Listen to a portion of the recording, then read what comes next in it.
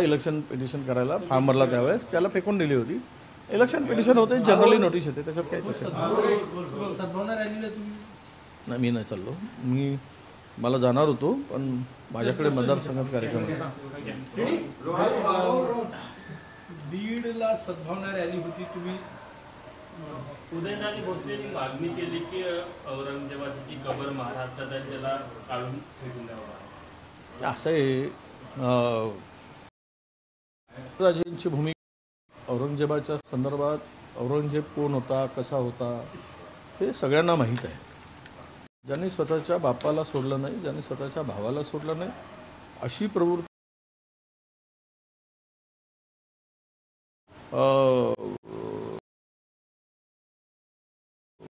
कुठलीही दया माया कशी दाखवली नव्हती। आणि विशेष करून अशा क्रूर व्यक्तीच्या नावाला कोणी समर्थन देणार नाही, परंतु त्याच्या कबरीच्या संदर्भात जो काही निर्णय पुरातत्व विभागाची कबर आत्ता आहे अशी माहिती आहे, सरकारने योग्य निर्णय घ्यावा एवढीच भूमिका आहे की औरंगजेबाच्या नावाखाली धर्मांधता पसरू नये, हिंदू मुस्लिम तेढ निर्माण होऊ नये, कारण बहुसंख्य मुस्लिम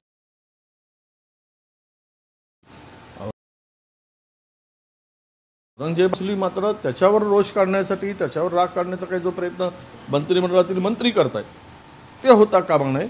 ती प्रवृत्ती जी आहे औरंगजेब ही प्रवृत्ती होती, धार्मिक दृष्टिकोनातून बघता कामा नये।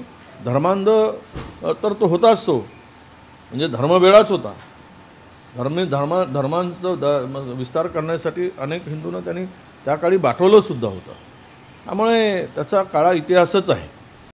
व्यक्तीची कबर महाराष्ट्रात आहे ती जर उदयनराजे म्हणत असतील तर सरकारने त्या संदर्भात योग्य निर्णय घ्यावा। हो, जयंत पाटील म्हटले की लाडक्या बहिणींचं अनुदान जे आहे ते होणार नाही याबाबत। नाही, असं लाडकी बहीण तशी आता त्यांनी 27 लाख लाडक्या बहिणींना बादच केला आहे। मी एक पत्र लाडक्या बहिणींना पाठवतो आहे आजच्या जागतिक महिला दिनाच्या निमित्तानं, आणि त्याचा सार बघितला तुम्हाला लक्षात येईल। ते मला वाटतं सोशल मीडियावर मी टाकलेलं पण आहे। मुळात काय आहे की तुम्ही आमच्या आदितीताई तटकरे म्हणतात की आम्ही जाहीरनाम्यामध्ये दिलं ते लगेच काही लागू करायसाठी नाही, आम्ही 5 वर्षात लागू करू, म्हणजे शेवटचे 3 महिने। आणि तुम्ही निवडणूक त्यांच्या खात्यामध्ये पैसे, आता आर्थिक स्थिती दोलायमान झाली, सरकारची आर्थिक स्थिती इतकी वाईट आहे की मागच्या बजेटमधले फक्त 40% निधी खर्च करू शकले। ही परिस्थिती सरकारची आहे, आणि अशा स्थितीत लाडकी बहिणींच्या नावानं मतं घेऊन त्यांची बनवाबनवी फसवणूक होत असेल तर त्या लाडक्या भावाला त्या बहिणी माफ करणार नाहीत, आणि ते कोणत्या हालतीत ते बंद होऊ देणार नाही। आम्ही बंद झाले तर लाडक्या बहिणींना घेऊन आम्ही रस्त्यावर उतरू, ही आमची भूमिका आहे।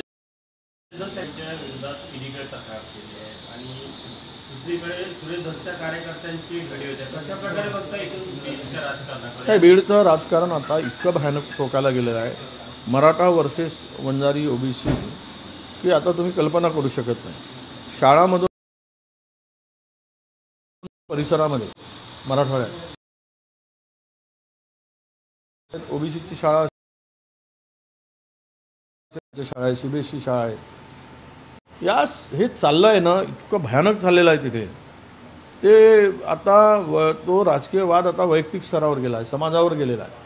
म्हणजे समाजाचा माणूस चोर असेल, उचक्का असेल, बदमाश असेल, कोण देत तर त्यालाच समाज प्रोटेक्शन देणार, अशा प्रकारची प्रवृत्ती आता वाढीत झाली आहे।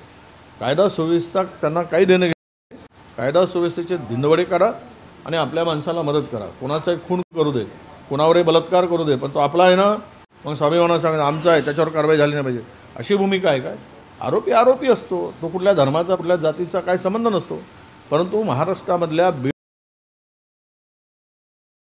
आत्ता इतका टोकाचं वातावरण, टोकाचं पाऊल दोन्ही समाजाने उचललं आहे, आणि त्यामुळे वातावरण फार गढूळ झालं आहे। सरकारचं लक्ष त्याकडे अजिबात दिसत नाही, सत्तेमध्ये मशगूल आहे, पण हा उद्रेक उद्याच्या दृष्टीनं महाराष्ट्राच्या हिताचा नाही, आणि महाराष्ट्राच्या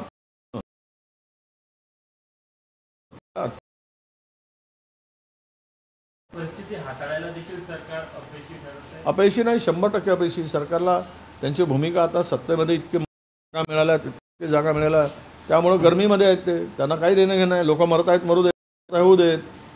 खून होत आहे, होऊ. त्यांना काय संबंध राहिला.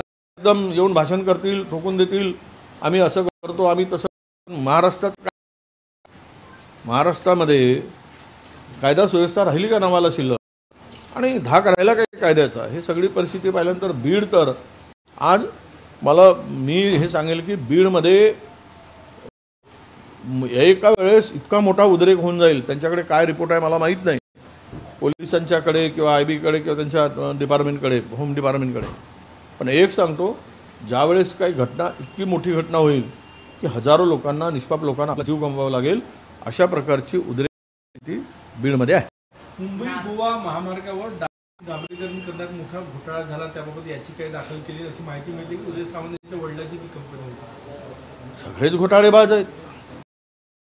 किती घोटाळे करा तरी सरकारचं प्रोटेक्शन आहे, त्यामुळे कोण काय वाकळ करणार आहे.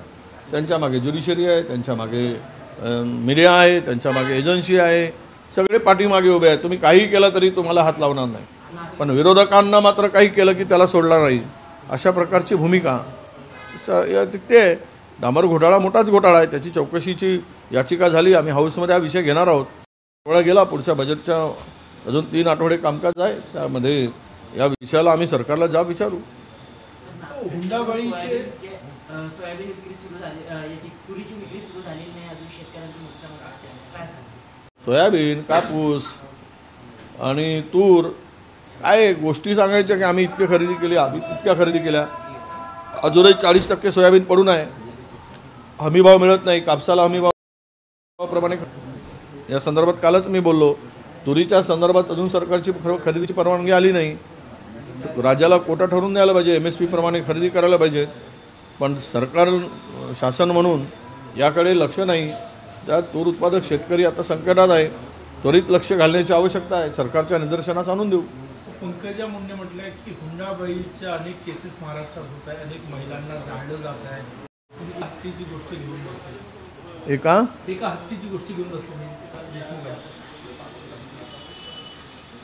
पंकजा मुंडेंचा आजकाल वादग्रस्त बोलण्याचा सपाटा सुरू आहे. त्यांना सत्तेमध्ये असूनही सत्तेत नसल्यासारखं वाटतोय किंवा सत्तेच्या विरोधात असल्यासारखं त्यांची भूमिका आहे. कुठे काय ताळमेळ असावा, कुठे काय बोलावं, थोडासा ते जरा डिस्टर्ब झाल्यासारखे आजकाल बोलतात.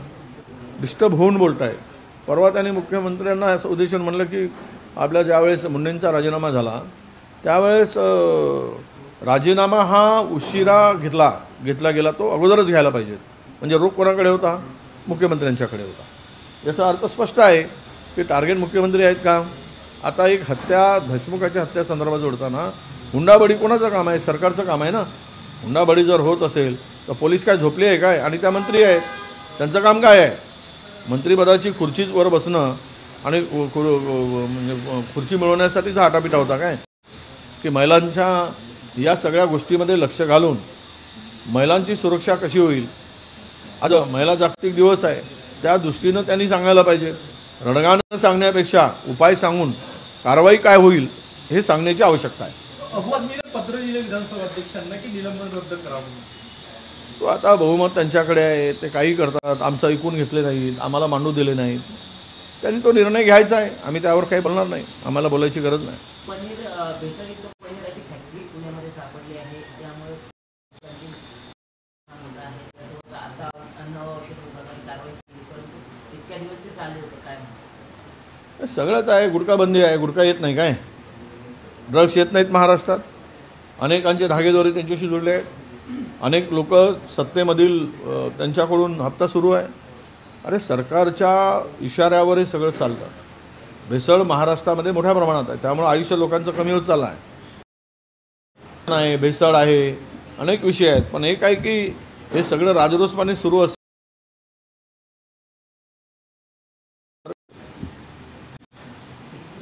धन्यवाद. चला. उच्च न्यायालयाने आपल्याला नोटीस सुनावली आहे निवडणुकी संदर्भात, काय त्याचं उत्तर आहे? नाही, ठीक आहे, ते कायदेशीर त्याचं उत्तर देऊ. त्यापूर्वी त्यांनी जे नारायण जांभळे नावाचे वकील आहेत त्यांनी त्यापूर्वी निवडणुकीचा फॉर्म भरला, त्यावेळेसही त्यांनी त्या स्टॅम्प पेपरच्या संदर्भात माझ्या फॅमिलीच्या नावानं मिसेसच्या नावानं स्टॅम्प होता, त्याच्यावर एफिडेव्हिट करून दिल्याचं त्यांनी तक्रार केलेली होती. त्यावर रितसर कारवाई त्यांनी त्यावेळेस हायकोर्टात गेले होते. हायकोर्टाने ती याचिका फेटाळली होती. परत ते त्यांनी हायकोर्टात टाकलेली आहे याचिका. त्याचं उत्तर आम्ही देऊ. काय जे आहे सत्यता त्यामध्ये आम्हाला त्याच्यातून केवळ एका गोष्टीवर त्यांनी तो जो हायकोर्टामध्ये पिटिशन दाखल केली, हे वकिलांचा सल्ला घेऊन उत्तर देईल. त्यामध्ये मला वाटतं की फारसं काही तथ्य नाही आहे.